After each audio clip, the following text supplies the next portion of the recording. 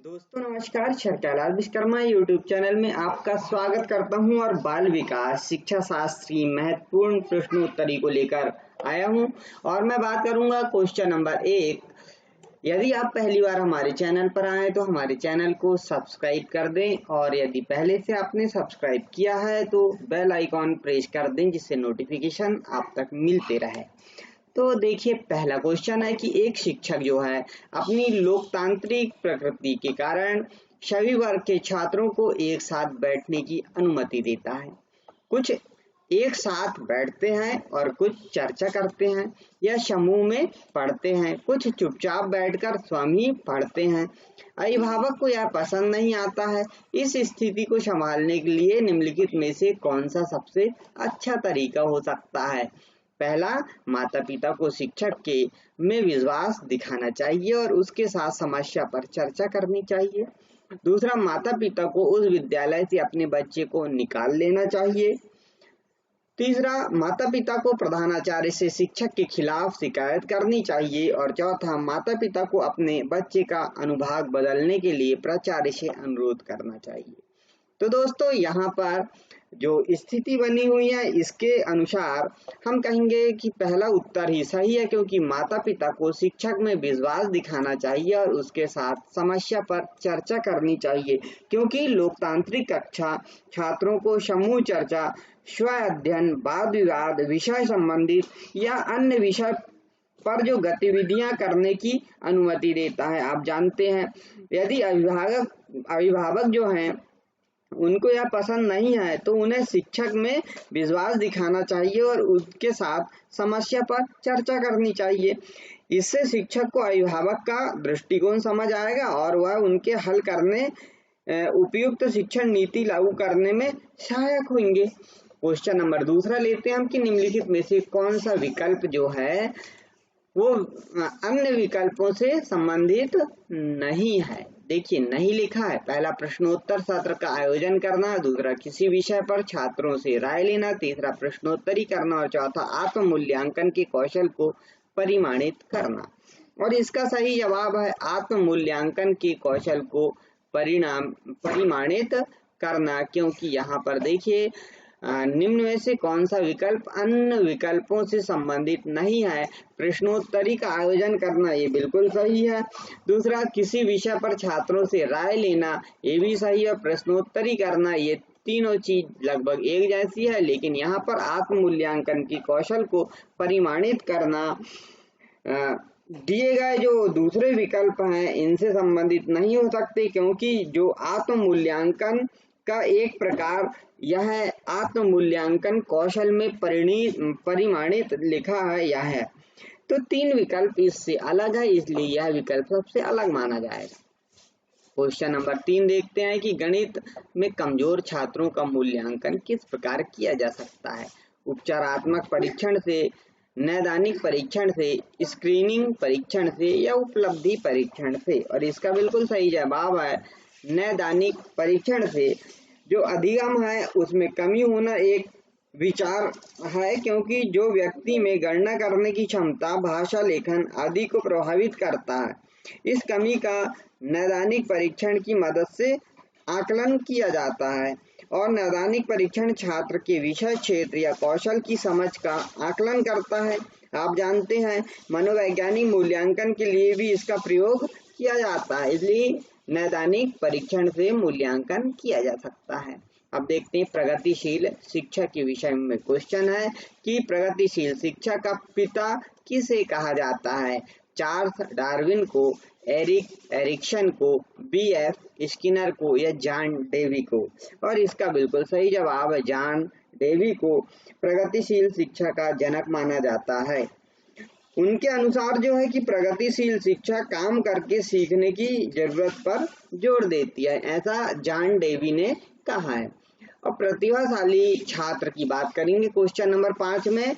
इनको निम्नलिखित में से किस प्रकार के प्रश्नों पर अधिक समय देने के लिए कहा जा सकता है? ऐसे किस प्रकार के प्रश्न है जो प्रतिभाशाली छात्र हैं इन पे ध्यान देंगे? पहला, स्मरण। दूसरा, समझ। तीसरा, रचना। और चौथा, विश्लेषण। और 5 का सही जवाब होगा रचना वाले, क्योंकि उच्चतम बुद्धि के स्तर पर नेतृत्व क्षमता, उच्च उपलब्धि क्षमता, कलात्मक आदि पर प्रतिभाशाली जो बच्चे हैं उनके लक्षण ये होते हैं।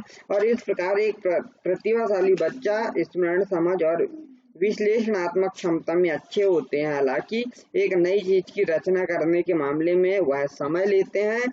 ऐसा इसलिए होता है क्योंकि एक नई चीज की रचना संश्लेषण या मूल्यांकन के चरणों का एक हिस्सा होता है, इसलिए हम उन्हें अधिक समय देते हैं। क्वेश्चन नंबर 6 की हम यहाँ पे बात करेंगे कि जब शिशु अपनी आंख, कान व हाथ के संबंध में सोचते हैं तो ये निम्नलिखित में से कौन से स्तर में शामिल होते हैं? मूर्त संक्रियात्मक स्तर, पूर्व संक्रियात्मक स्तर, इंद्रिय जनित स्तर या अमूर्त संक्रियात्मक स्तर। और 6 का बिल्कुल सही जवाब होगा इंद्रिया जनित स्तर। इंद्रिय जनित स्तर पर एक शिशु जो होता है अपने संवेदी बोध और प्रेरक पेशी संचालन गतिविधि से आसपास के बारे में जानने का वो प्रयास करता है, इसलिए आंख, कान व हाथ के संबंध में हम बात कर सकते हैं, इसलिए वो हाथ पैर हिलाता है। क्वेश्चन नंबर 7 कि निम्नलिखित सिद्धांतकारों में से किसका मत है कि बच्चे अपनी वृद्धि व विकास हेतु कठोर अध्ययन करते हैं? पहला बंडूरा, दूसरा मैस्लो, तीसरा स्किनर और चौथा पियाजे। तो 7 का सही जवाब आएगा आपका मैस्लो। और प्रत्येक छात्र अपनी कक्षा में सबसे ज्यादा अंक प्राप्त करना चाहता है, ये बात आप जानते हैं कि हर एक बच्चा चाहता है कि मैं सबसे ज्यादा अंक प्राप्त करूं। हालांकि आप देखते हैं कि बाल जो मनोविज्ञान है इसके अनुसार उच्चतम अंक प्राप्त करना छात्रों के बीच गौरव और आत्मसम्मान की बात है, ये भी जानते हैं। और यदि इस प्रकार हम कहें तो कि किसी व्यक्ति का व्यक्तिगत विकास और उन्नति के लिए कड़ी मेहनत करना मैस्लो के आवश्यकता का पदानुक्रम से संबंधित है। और इस सिद्धांत में 5 आवश्यकताएं किसी व्यक्ति के कार्य करने के लिए प्रेरित करती है। ये 5 आवश्यकता जो है, पहला शारीरिक आवश्यकता होती है, दूसरा सुरक्षा की आवश्यकता, तीसरा सामाजिक आवश्यकता होती है, चौथा सम्मान की आवश्यकता और पांचवा आत्म विकास की आवश्यकता। तो यहाँ पर देखिए आप वृद्धि और विकास की जो बात की गई, इसलिए इसका अध्ययन जो है मैस्लो ने किया।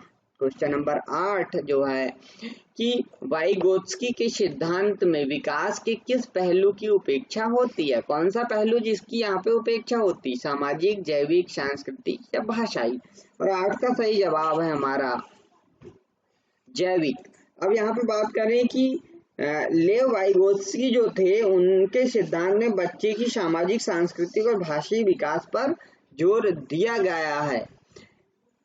और उनके अनुसार समीपस्थ विकास का क्षेत्र मार्गदर्शन के रूप में स्वतंत्र समस्या को हल करने हेतु वास्तविक विकास और संभावित स्तर के बीच की दूरी है। क्वेश्चन नंबर 9 देखते हैं, बच्चे के अधिगम को सुगम बनाने के लिए अध्यापकों को एक अच्छे कक्षी परिवेश का सृजन करने की आवश्यकता है। इस प्रकार के अधिगम परिवेश बनाने के लिए दिए गए कथनों में से कौन सा कथन सत्य नहीं है?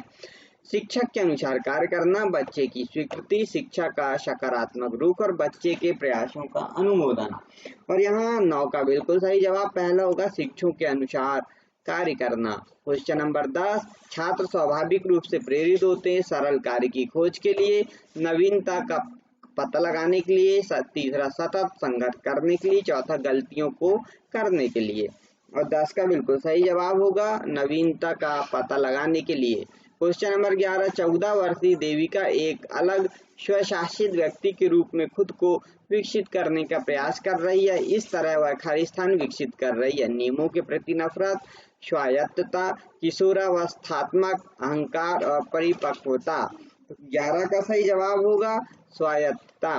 क्वेश्चन नंबर 12, शिक्षकों को अपने छात्रों की योग्यता को समझने का प्रयास करना चाहिए। निम्नलिखित क्षेत्रों में से कौन सा क्षेत्र इस उद्देश्य से संबंधित है? मीडिया मनोविज्ञान, शैक्षिक मनोविज्ञान, शैक्षिक समाजशास्त्र, सामाजिक दर्शन। और क्वेश्चन नंबर 12 का दूसरा सही है शैक्षिक मनोविज्ञान। क्वेश्चन नंबर 13 की बात करेंगे कि समावेशी शिक्षा मानती है कि हमें खालिस्तान को खालिस्तान के साथ बदलना चाहिए। पहला पर्यावरण परिवार, दूसरा बच्चे पर्यावरण, तीसरा बच्चे व्यवस्था, चौथा व्यवस्था और बच्चे। और इसका सही जवाब होगा व्यवस्था और बच्चे। क्वेश्चन नंबर 14 की बात करेंगे कि बाल्यावस्था की एक राय, पहला बच्चे वयस्कों जैसे ही प्रदर्शन करते हैं, दूसरा बच्चों के साथ युवा रूप में व्यवहार किया जा सकता है, तीसरा यह मूल रूप से एक संघर्ष की अवधि है, चौथा विकास और परिवर्तन की अवधि है। तो 14 का हम देखेंगे ये सही है, चौथा विकास और परिवर्तन की अवधि है, क्योंकि बाल्यावस्था की अवधि 2 से 12 वर्ष तक की होती है। इस अवधि में बच्चे का शारीरिक विकास तीव्रता से होता है। यह विकास तथा परिवर्तन की अवधि मानी जाती है। दोस्तों, हम थोड़ा शॉर्ट में चल रहे हैं और फटाफट इनके जवाब दे रहे हैं, इसलिए आपको डिटेल कम समझाएंगे। क्वेश्चन नंबर 15 की बात करेंगे। निम्नलिखित में से कौन सा एक वस्तुनिष्ठ प्रश्न है? लघुत्तरात्मक प्रश्न, मुक्त उत्तर वाले प्रश्न, सत्य या असत्य और निबंधात्मक प्रश्न। और 15 का बिल्कुल सही जवाब आपने सोचा है, सत्य या असत्य जो है वस्तुनिष्ठ प्रश्न है। क्वेश्चन नंबर 16 की बात करेंगे यहाँ पे कि सब विद्यार्थियों को सबसे कम प्रतिबंधित विद्यालय वातावरण में रखने के माध्यम से विद्यालय लड़कियों और अलावान्वित वर्गों के लिए शैक्षिक अवसर को समान करता है। दूसरा, वंचित वर्ग के बच्चों के जीवन को सामान्य करता है, जो इन बच्चों की समुदायों और अभिभावकों के साथ विद्यालय के संबंध को बढ़ा रहा है। तीसरा, विज्ञान मेला और प्रश्नोत्तरी जैसी गतिविधियों में अलावान्वित वर्ग के बच्चों को भागीदार बनाता है। चौथा, दूसरे बच्चों को संवेदनशील बनाता है कि वे अलावान्वित बच्चों को दबाएं नहीं और उन्हें नीचा न दिखाएं। तो 16 का बिल्कुल सही जवाब है दूसरा कि वंचित वर्ग के बच्चों के जीवन को सामान्य करता है। जो वंचित वर्ग के बच्चे उनको सामान्य करता है, जो इन बच्चों के समुदायों और अभिभावकों के साथ विद्यालय के संबंध को बढ़ा रहा है। क्वेश्चन नंबर 17 देखते हैं कि एकाग्रता समय के साथ मेल बैठाने के लिए एक दत्त कार्य को पूरा करने के लिए आवंटित समय को घटाना और चरणबद्ध तरीके से एकाग्रता समय को निम्नलिखित में से किस प्रकार के विकार से निपटने के लिए सर्वाधिक उपयुक्त है? अशांतकारी व्यवहार संबंधी विकार, डिफेंसिया संवेदी एकीकरण विकार, एकाग्रता ह्रास, अति क्रियाशीलता विकास।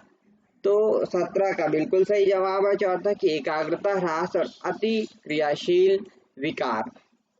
इस पे हम बात करते हैं। एकाग्रता ह्रास अति क्रियाशील विकार व्यवहारिक विकार के संबंध में है। इसके लक्षण है कि ह्रास एकाग्रता, उच्च सक्रियता और सीखने में कठिन है। ADHD से पीड़ित जो बच्चे उसके अलावा सामाजिक संपर्क स्थापित करने में कठिनाइयों का सामना करते हैं। क्वेश्चन नंबर 18 निम्नलिखित में से कौन सा उपागम अशांतकारी व्यवहार संबंधी विकार वाले बच्चों के साथ व्यवहार करने के लिए बच्चे को उसके आसपास के लोगों और सामाजिक संस्थाओं के साथ अंतःक्रिया करने का मुख्य सुझाव देता है?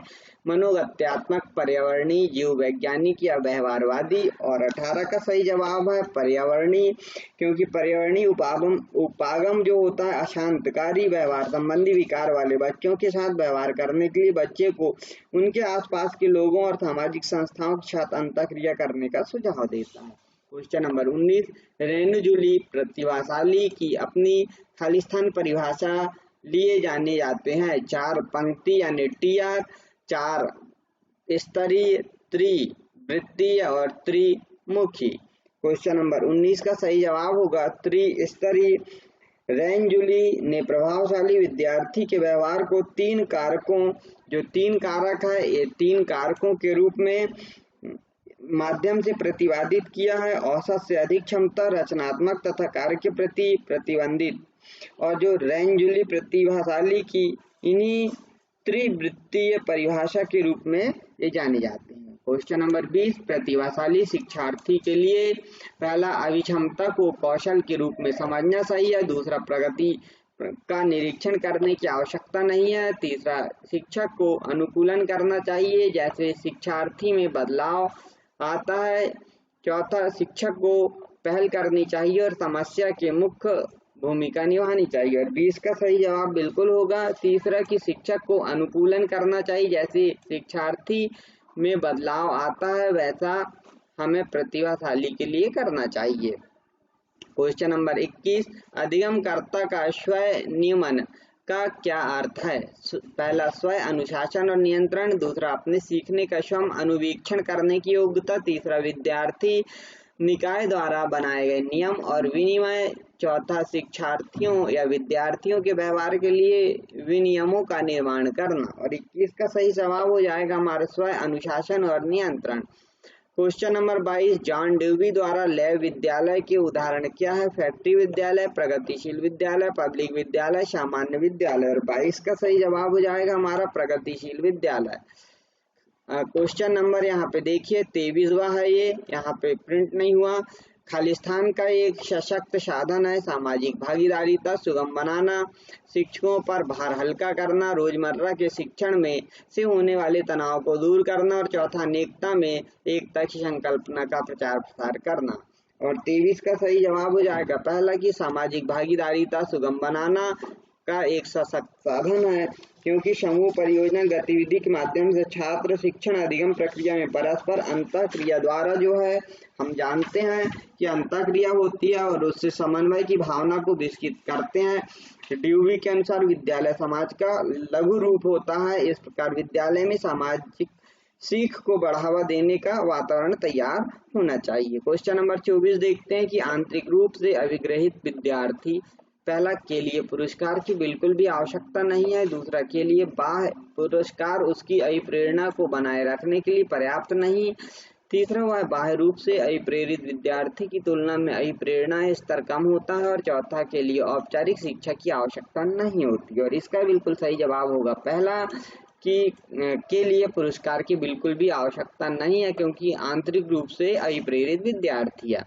क्वेश्चन नंबर 25 उपलब्धि अभिप्रेरणा क्या है? चुनौतीपूर्ण कार्य करने में डटे रहने की प्रवृत्ति है, असफलता से बचने की प्रवृत्ति है, सफलता व असफलता को समान रूप से स्वीकार करने की तत्परता है, या बिना विचारे जल्दबाजी में कार्य करने की प्रवृत्ति है। क्वेश्चन नंबर 25 का आएगा पहला कि चुनौतीपूर्ण कार्य करने में डटे रहने की प्रवृत्ति उपलब्धि प्रेरणा है। क्वेश्चन नंबर 26 की राजेश एक लोलुप पाठक है, अपनी पाठ्यक्रम की पुस्तकों के अध्ययन के अलावा वह अक्सर पुस्तकालय के लिए चला जाता है और विभिन्न विषय की किताबें पढ़ता है। राजेश भोजन अवकाश में अपनी परियोजना कार्य पूरा करता है, उसे कभी भी प्रेरित करने की आवश्यकता नहीं होती, उसे खालिस्तान के रूप में सबसे अच्छे से वर्णित किया जा सकता। तथ्य केंद्रित विद्यार्थी है, शिक्षक प्रेरित विद्यार्थी, आकलन केंद्रित विद्यार्थी है, या आंतरिक रूप से प्रेरित शिक्षार्थी है। तो क्वेश्चन नंबर 26 का सही जवाब होगा वह आंतरिक रूप से प्रेरित शिक्षार्थी है, क्योंकि एक व्यक्ति के अंदर से जब आंतरिक प्रेरणा आती है तो वह किसी भी बाहरी पुरस्कार पर निर्भर नहीं करता। एक व्यक्ति जब आंतरिक रूप से प्रेरित होता है तब वह सीखने की दर को या कार्य कुशलता को बढ़ाता है।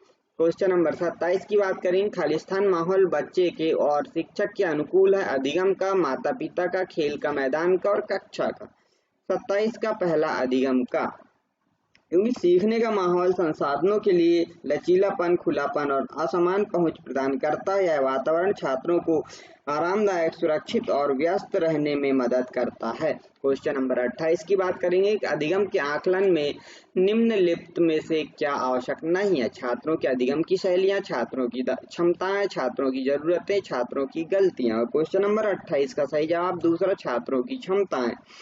क्वेश्चन नंबर 29 की बात करेंगे कि मानव वृद्धि, विकास और विकास की समझ शिक्षक निम्नलिखित में से किसके योग्य बनाती है?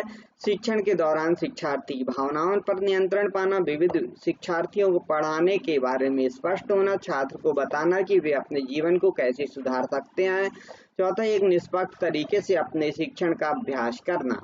और इसका सही जवाब हो जाएगा हमारा दूसरा, विविध शिक्षार्थियों को पढ़ाने के बारे में स्पष्ट होना। क्वेश्चन नंबर 30, खालिस्तान प्रतिभाशाली होने का संकेत नहीं है।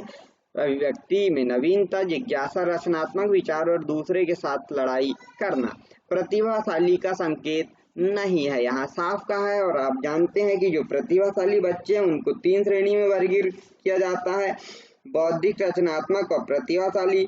लड़ाई, क्रोध, ईर्ष्या और नफरत नकारात्मक भावनाओं का विभिन्न रूप है, यह हताशा का एक संकेत होता है, इसीलिए आप जानते हो दूसरे के साथ लड़ाई करना यह संकेत नहीं हो सकता। तो दोस्तों आज की श्रृंखला में आज इतना ही, मिलते हैं नेक्स्ट वीडियो में। अगर आप पहली बार हमारे चैनल पर आए तो हमारे चैनल को सब्सक्राइब कर दें और साइड में जो बेल आइकॉन बना है उसे प्रेस कर दें, जिससे नोटिफिकेशन आप तक मिलते रहे। यह 30 प्रश्नों की श्रृंखला प्रतिदिन 8 बजे आप तक पहुंचा दी जाएगी। आज के लिए इतना ही, नमस्कार।